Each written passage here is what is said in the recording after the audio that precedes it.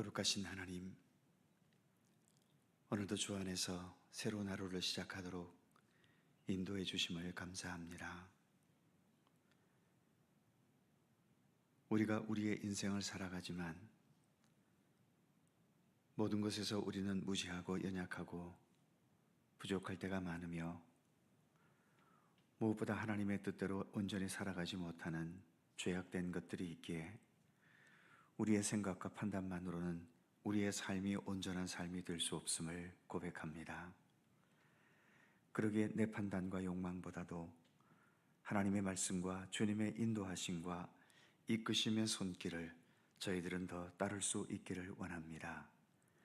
주께서 친히 우리의 삶을 주관하셔서 헛된 것에 좌우로 치우치지 않게 하시고 오직 주님의 진리와 또 구원의 생명 안에서 참되게 올바르게 그리고 의롭게 우리 주님을 참되게 따르는 우리의 믿음과 생명의 삶이 되도록 함께해 주옵소서.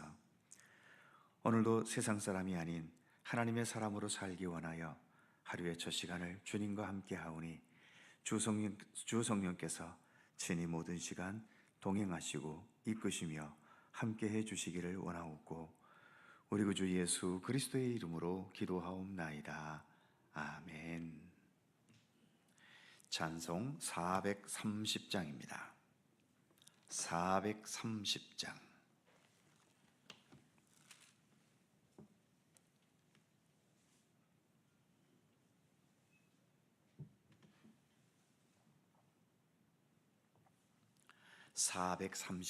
함께 찬송합니다.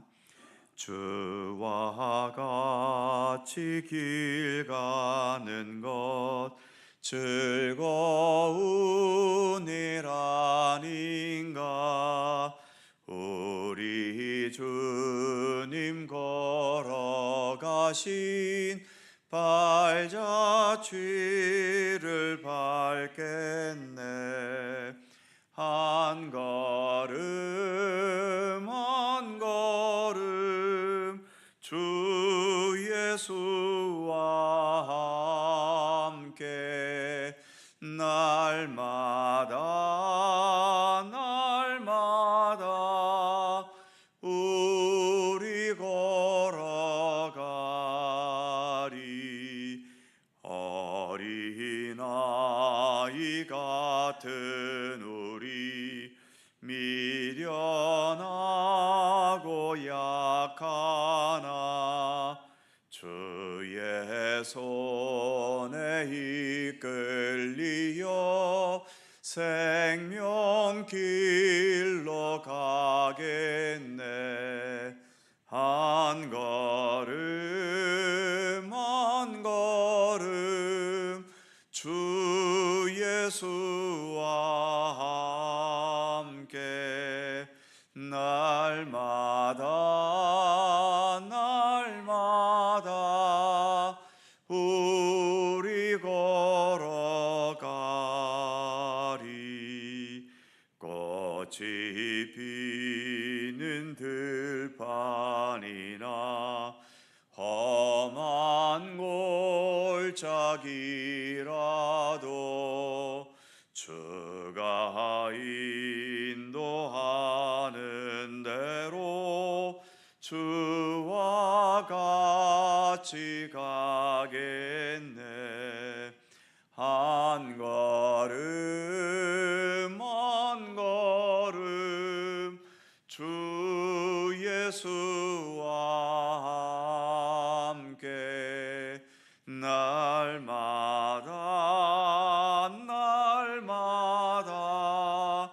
우리 걸어가리.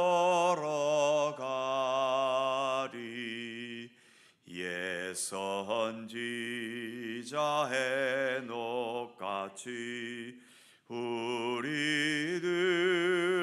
천국에 들려 올라갈 때까지 주와 같이 걷겠네.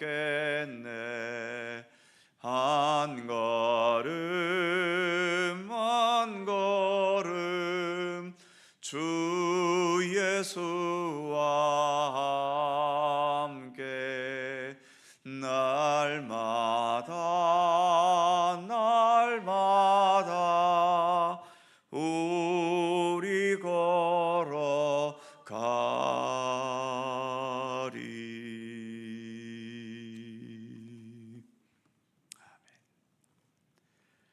룻기 2장 1절입니다.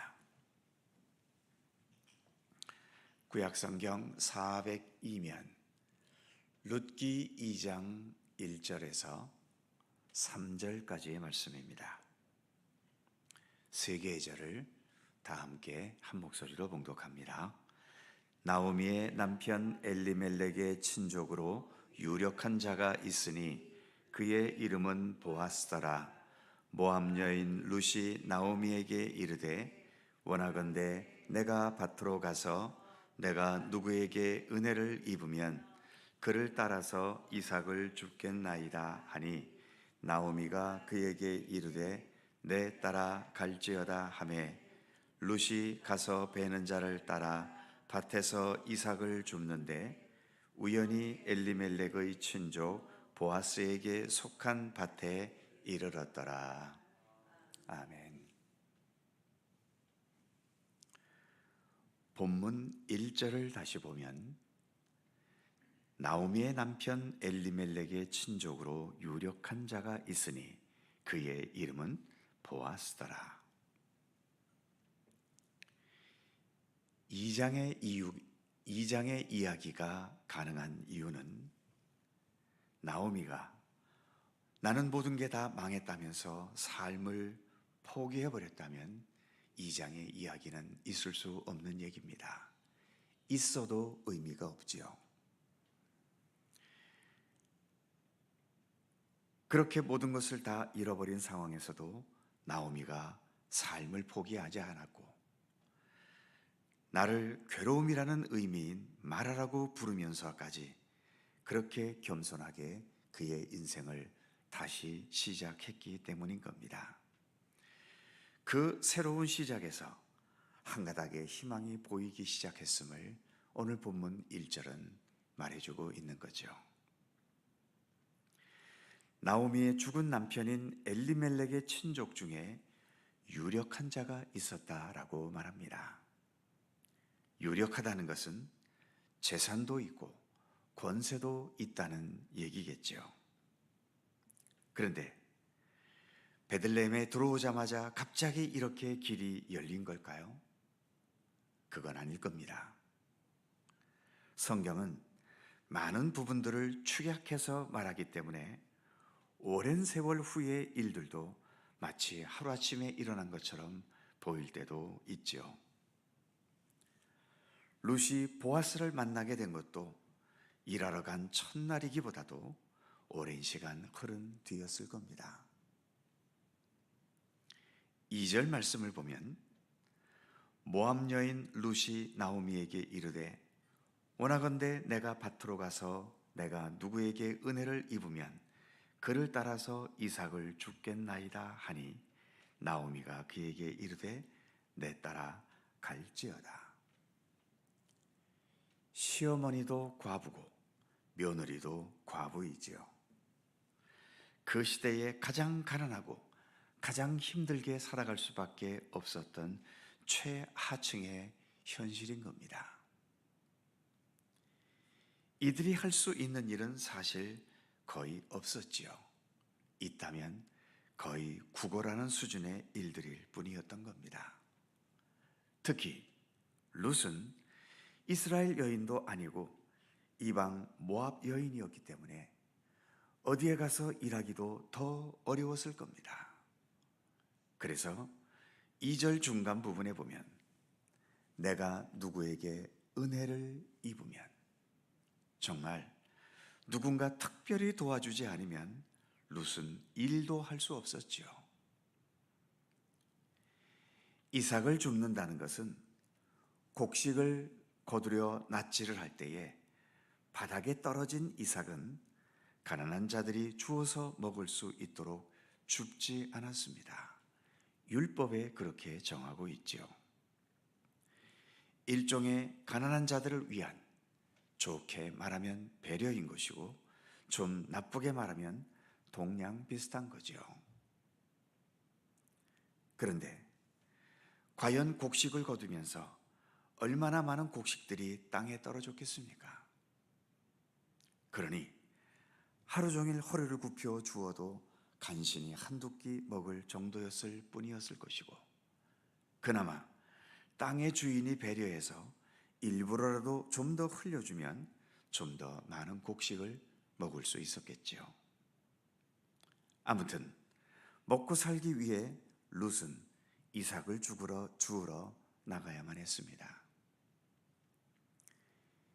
이방 여인이라는 이유로 던져지는 여러 사람들의 이상한 시선, 때로는 조롱하거나 이방 여인이기 때문에 가까이 하기를 꺼려하는 여러 행동들, 그래서 자존심 상하고 마음에 상처가 입게 될 가능성이 있음에도 그 모든 것을 감수하면서 룻은 일을 해야 했지요.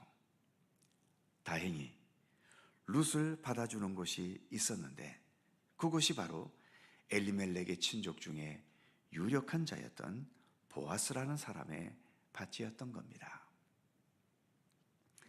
이 사실을 본문 3절은 이렇게 말하지요. 룻이 가서 베는 자를 따라 밭에서 이삭을 줍는데 우연히 엘리멜렉의 친족 보아스에게 속한 밭에 이르렀더라. 여기에 우연이라는 말이 있죠. 세상에는 우연한 것도 많습니다. 하지만 하나님 안에도 우연한 게 있을까요? 하나님도 예상 못하시고 모르고 계셨다가 우연하게 벌어지는 일에 놀라실까요? 하나님께는 우연이라는 것이 없습니다. 모든 것은 하나님의 계획과 섭리이지요. 하지만 하나님의 섭리도 우리가 가만히 있고 아무것도 하지 않는데 하나님의 뜻과 섭리가 나타나지는 않습니다. 룻이 어떻게든 먹고 살기 위해 일을 하는 행동 속에서 보아스를 만나게 되는 우연도 가능했던 것이지, 모든 게 힘들고 귀찮다고 하면서 집에만 드러누워 있기만 했다면 보아스를 만나는 우연도 없는 거지요. 그래서 우연도 하나님의 영역이고, 특별히 좋은 우연은 나름대로 선한 노력 가운데서 나타나게 되는 것입니다. 그래서 성실한 일상, 우리에게 주어진 모든 일상의 삶을 성실하게 살아가는 것은 대단히 중요합니다. 하나님의 뜻은 성실한 일상에서 나타나고 이루어지기 때문이지요. 하나님의 역사도 게으르고 나태하고 부실하게 살아가는 삶에서가 아니라 부지런한 일상의 삶에서 나타나는 겁니다. 예수님도 이 땅에 계시면서 일상 속에서 나름대로 열심히 살아가는 사람들을 만나셨지, 게으르고 인생을 소홀하게 살아가는 사람들을 만나주지는 않으셨습니다. 하다못해 할 수 있는 게 구걸하는 것밖에 없는 자들도 그들이 구걸할 때에 그들을 만나주셨지, 구걸하니 차라리 굶고 말겠다면서 나자빠져 있는 자들을 만나신 적은 없습니다. 그런 면에서 우리가 이렇게 날마다 새벽 기도에 함께하면서 주님을 향해 부지런히 기도의 일상을 살아가는 것을 우리는 결코 가볍게 생각하지 말아야 합니다. 제가 하고 있는 이 말씀의 사역의 원동력도 이 새벽 기도회에 있다고 할 수 있지요. 즉, 주일 설교하는 능력으로 새벽 기도회에서 설교하는 것이 아니라 새벽 기도회에서 설교를 준비하는 그 노력과 능력으로 주일 예배 설교를 준비할 수 있게 하는 겁니다. 비록 당장은 본문의 상황처럼 기억에 남을 만한 새벽 기도회와 그것이 또 나의 삶의 연관성이 별로 없어 보인다 해도 먼 훗날 과거를 돌아보면 우리가 이 새벽 기도회에서 행했던 경건의 노력들이 나의 믿음의 생활에 얼마나 중요하고 소중한 원동력이었는지를 깨닫게 되는 날이 분명 올 것입니다. 우리의 모든 일상은 그래서 소중합니다. 하나님은 어떤 특별한 상황에서만의 하나님이 아니라 우리의 모든 평범한 일상에서의 하나님이시기 때문입니다. 오늘 하루의 일상도 하나님은 우리와 동행하시며 우리의 삶을 지키시며 우리의 삶을 통해 주님의 귀하신 뜻과 섭리를 펼쳐 가실 것입니다. 기도하겠습니다. 거룩하신 하나님, 먹고 살기 위해서 이제 룻은 열심히 일을 하고 있습니다. 일을 하는 과정 속에서 우연히 보아스의 밭에 이르는 섭리도 가능했던 것이고, 이로 인해서 보아스와의 새로운 만남, 그리고 그 만남 속에서 새로운 삶의 역사가 펼쳐지는 그런 손길도 가능했었음을 오늘의 말씀 속에서 깊이 되새겨봅니다. 하나님께서 우리를 만나주시는 곳은 내가 아무것도 안 하고 나자빠져 있는 그러한 상황에서가 아니라 하나님을 향해 무언가 살아가려고 하고 주님의 뜻을 어떻게든 따르려고 하는 그러한 우리의 일상의 노력 속에서 주님은 우리를 만나주시고 그러한 우리와 더불어서 하나님의 뜻과 섭리를 펼쳐가시는 하나님이심을 믿습니다. 우리가 믿음의 길을 걸어가면서 게으르게 믿지 않게 하시고 우리의 중심과 마음과 뜻을 다하여 주님을 사모하고 주님을 사랑하고 주님께 기도하고 말씀을 부지런히 묵상하고 또 그 말씀에 순종하고 따르면서 최선을 다하여 주님을 향한 경건의 노력과 경건의 삶을 살아가게 하시며 그러한 믿음의 노력 속에서 우리가 하나님의 뜻을 깨닫고 또 주님의 역사하심을 경험할 수 있으며 우리의 삶을 통하여 하나님의 귀한 섭리와 뜻을 펼쳐가시는 것을 날마다 새롭게 깨닫고 경험해 갈 수 있도록 우리의 믿음의 생활 가운데 언제나 동행하시고 함께 하시기를 원하옵고 기도합니다. 오늘도 이처럼 새벽을 밝히며 기도할 수 있게 하셨사오니 오늘도 우리의 마음과 중심을 다하여 최선을 다해 기도하게 하시고 우리의 삶은 부족하지만 우리의 기도를 통하여 역사하시는 주님의 놀라운 섭리를 더 깊이 깨닫고 경험해가는 주님의 백성들 되게 하여 주시옵소서.